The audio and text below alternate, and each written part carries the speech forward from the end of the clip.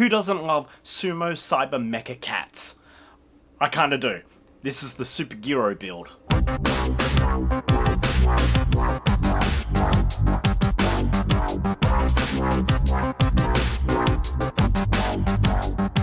What's up, toy fiends? So, way back in April of 2022, we had the opportunity when we were in our shop down in Melbourne CBE, the smaller one, to do a custom show for a new toy that had come out called SuperGiro. This was from Whatsboxx. So they sent us down a whole bunch of blanks and we did a whole exhibition around it. Exhibition was fantastic. All the artists created some amazing pieces. It was a really great show. I had a lot of fun with it, and all the artists really enjoyed it. In recent times, I've gone back to check out Whatsboxx on Instagram, and I don't know, man. I can't see many updates from them lately, to be honest. I'm not quite sure what's happened to their toy. It was a really great platform. It was fun to customize, and they had done a whole bunch of extra kind of, different types of superheroes as well. They'd done some Kickstarters, and they'd been successful and all that. But I'm just not quite sure what's happening with them now. But regardless, this is my custom piece for the Stay Strong SuperGiro custom show at this Not a Toy store in the Melbourne CBD. Enjoy. So this is the Whatsboxx SuperGiro vinyl toy. Obviously it's a little sumo wrestler. And it's a really cool kind of form. It's different. It's a different form. These guys were really popular maybe a year or two ago. They had Kickstarters and stuff, but I don't know where they are now. It came to us in all these pieces, and you have to assemble them together. So you haven't seen this face because, well, I'll show it to you at some stage, but this is one of the Noroneko head pieces that I've done. There'll be another video about this at some stage as I'm going through all the archives to try to, work it out. But I've just cut the head out. You can see how thick the vinyl is there, and shoved the cat head in. I have this Paw Patrol piece that I found at a swap meet kind of thing quite some time ago, but this cannon on the top, I really love this cannon, and I kind of wanted this to be kind of the centerpiece of this kind of custom build of the, so this is me just adhering a couple of things. Those bits on the right where his ears are, they're vape coil packages. So, and I just started building a little bit out, some pipe, and once again into the world of Gundam Greeblies, because this was a very big kind of like Gundam Greebly. I think this was maybe the second Gundam Greebly one that I'd made. But you can see I've attached the gun turret to the top. And I've started working on the feet. These were actually, like, in the whole build, the feet were difficult to do. I had to kind of make them match in because of the pose of the actual toy itself. It was a bit weird, but I managed to find matching pieces somewhere in amongst all of the bits and pieces that I had, and managed to make some pretty good kind of like little feet. Then I had to kind of attach them and make sure everything's level.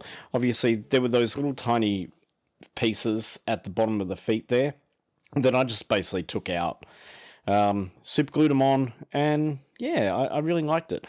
The gun piece. I think that this is a Transformer gun again, maybe from a combiner, and maybe I shouldn't have used this, but it was in the box and it looked really cool putting it there, so I used it. I guess I'm not too precious about my vintage toys, and sorry again for the sacrilege.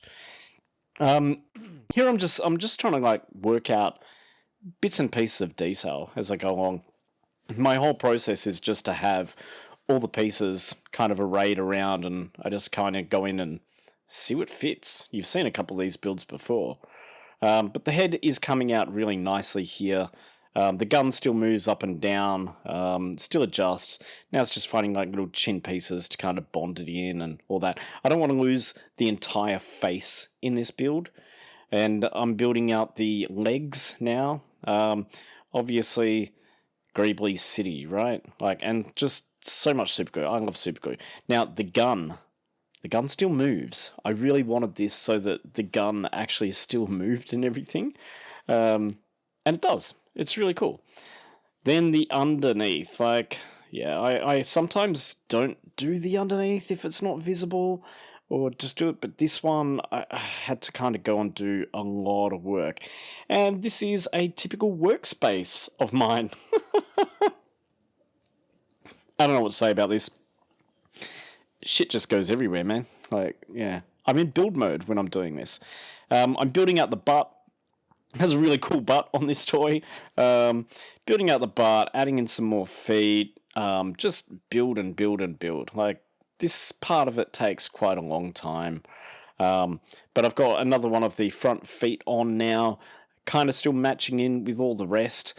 And I'm just thinking about, well, how am I going to do this back foot again? Because obviously I'm going to have to find all the pieces and see if I can find these to match and make it all work. And obviously I found it, but man, it took quite a long time. I'm not just using like Gundam pieces here. I'm using like, it's just a bottle cap, just a bottle lid. And pretty much anything I find, you can see once again up the top there, a little bit of a vape bottle lid. I like the vape bottle lids. And the build's coming in here pretty much almost complete. You can see probably inside working on this. I think it was winter at that stage, and I'm just sitting in front of the TV. And yeah, this is the completed actual build. So turned out really cool. Obviously, so much super glue on my fingers and blood.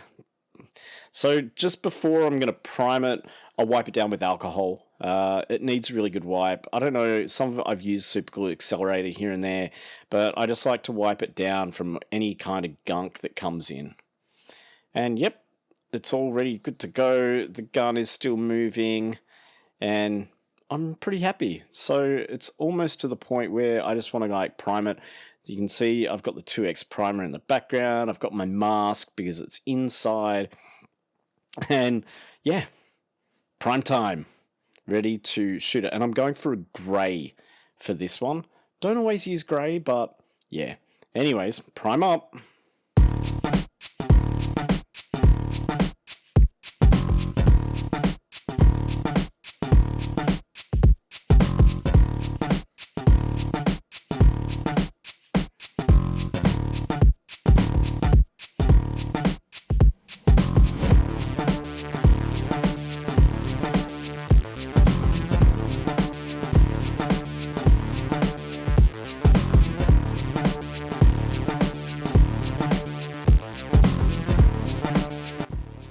Oh yeah, man, I just love this moment. I love it when everything's primed up and it all comes together and it actually looks like a cohesive piece. I love it so much. Like, I love it when it's all primed. And now I'm just going through and kind of starting to think about what colours do I want it to be? What are the backgrounds? Obviously, I really like my brasses and coppers and things like that. I don't know, it gives it that rusty kind of look. But I also feel like this one needed a bit more colour in it here and there. So, airbrushing out.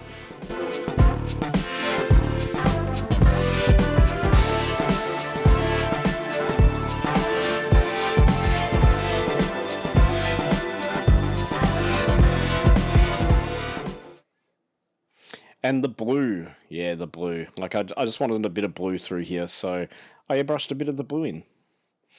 And yeah, this is it. So I've started doing the detail painting here. Just going through and finding all the parts and actually with a brush and painting out all the kind of flat areas and things like that. Giving things a bit more definition between pieces. When I do the airbrush kind of goes out of the bounds, but then I come back and I kind of clean it all up like that. It's looking really cool here. And yeah, just getting all the details and that on the top of the gun, like all the little rivets and bits and pieces. It's pretty easy. Like, it's, you know, sometimes it feels like a little paint by numbers where you're just going through and, you know, doing things, but you have to have that aesthetic in your head as to what it's going to be. And I think I've started doing a bit of wash on here now and a little tiny bit of dry brush. I usually do like a bit of dry brush and then a bit of wash and it knocks it back down, and then I do a bit more dry brush and a bit of wash, and I'm kind of putting in some engine effects, and right, you can see the outcome now. This is about 3 washes, a bunch of dry brushing. You can see all the edges are nicely kind of like defined and popping out. You can see some of the engine grime stuff that I use. I love using this engine grime. It's this kind of green sticky stuff that I put in the little edges. And yeah, like honestly, I love this piece. It turned out really cool.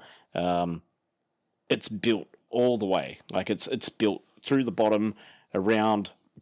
I've nicely kind of like scratched it up and made it a bit less, you know. I don't like clean painting. You can probably see the progress of some of these scratch builds and that, and some of these customs that I'm doing. Yeah, I don't like clean painting. It's not my jam, man.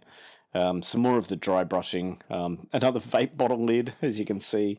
And just, yeah, like, oh, and I forgot, this was the tail. At the end, I decided I want to append a tail to it.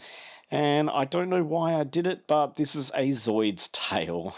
So now one of my Zoids does not have a tail. However, I did put a gun on it, and the gun moves up and down, which is pretty damn cool. So, I don't know, I loved how this tail came out. It was a last-minute decision thing just to build it, you know? And just a little bit more, you can see there, like, see the little shiny patches and stuff? That's more of the engine grime.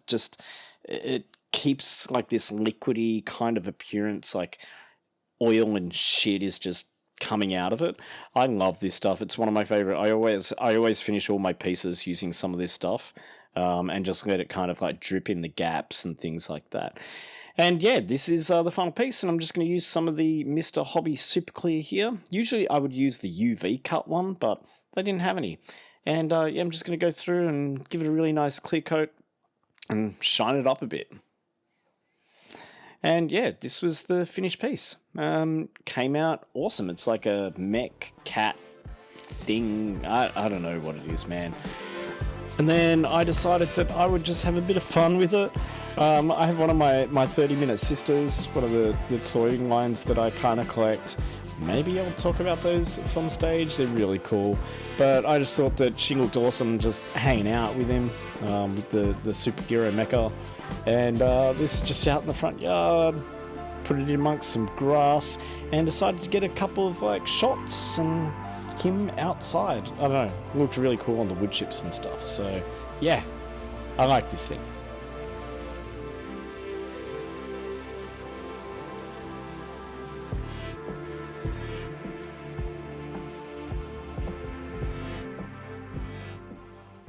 And that's it. That was my scratch build SuperGiro.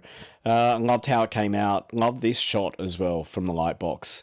Yeah, it was really fun to do. But unfortunately, I no longer own it. But somebody bought it, and I'm really happy about that. Oh, alright. So, that was the SuperGiro custom that I did back in April 2022.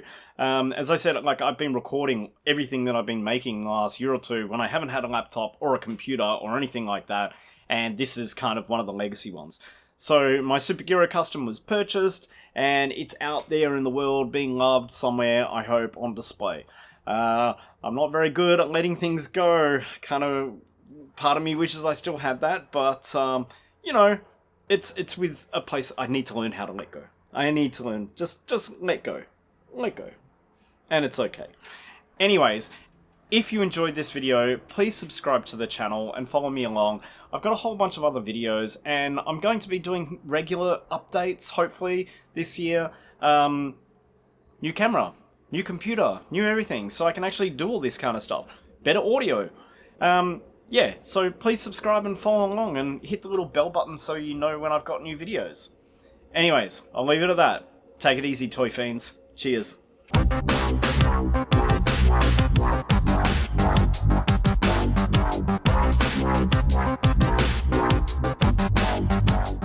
The question is, what was I drinking while I was making this video? Obviously, it was 2 years ago and I can't remember, but while I was editing the video, I was drinking this. This is Tantakatan. This is a shiso Japanese shochu. You know how much I love my shochu. There's a 25% beautiful, I believe it's a mix of rice and barley and Japanese shiso. If you're not familiar with shiso, it's a member of the mint family in Japanese. It's not that minty. It has a very unique kind of flavour to it, a bit herbally, grassy. There's a little bit of mint, but it's used in a lot of Japanese cooking, and you'll see it. It's a really, really beautiful little herb. And to be very honest with you, this is, it's quite a popular shochu because it's such an easy drinking shochu, and you should actually be able to find it in most places. So, yeah, this is a good one. Tan Takatan. Tan Takatan. Tan Takatan. Tan Takatan. See ya, Toy Fiends.